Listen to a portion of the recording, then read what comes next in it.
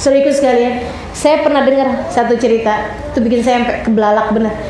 Ustazah, ya Allah, saya nih Ustazah dapat dalam kehidupan ini ujian. Dia bilang luar biasa bener.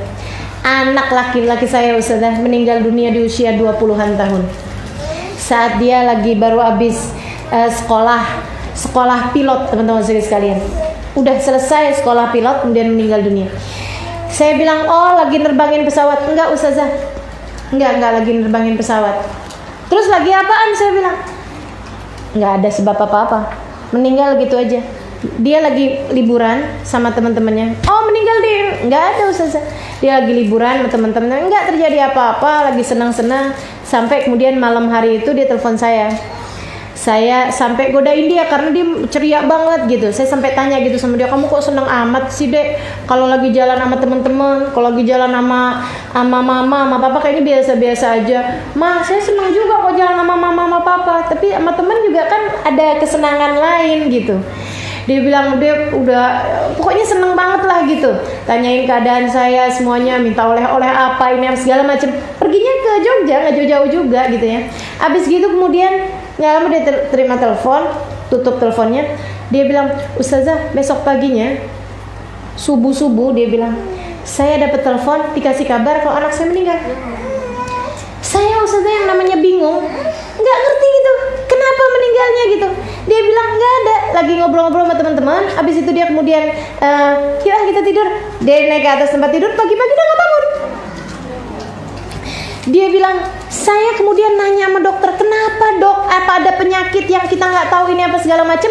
Kata dokternya, dan ini yang bikin saya terbelalak.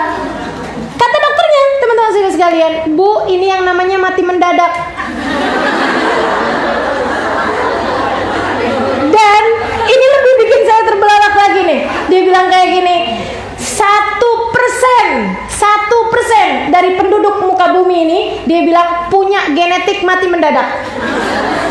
Coba tanyain sama suaminya. Kalau dilamar sama orang, kamu tanyain dulu gitu ya. Salah satu dari yang harus kamu tanyakan, punya genetik mati mendadak apa enggak? Serem bener. Ya Allah, luar biasa banget ya itu ya. Genetik mati mendadak. Akhirnya kemudian suami saya baru cerita, Ustazah, kalau ternyata paman dia, jadi adeknya dia, itu meninggal lagi nulis-nulis, teman-teman sekalian. Lagi nulis-nulis, lampunya masih hidup, lagi bikin tulisan nih. Bikin tulisan, tiba-tiba aja mati. Ya Allah, serem bener. Saya tuh kalau habis diceritain kayak begitu, jadi rada was-was. Ntar suami saya lagi tidur, saya pegangin nadinya. Masih hidup apa enggak nih? Ya Allah.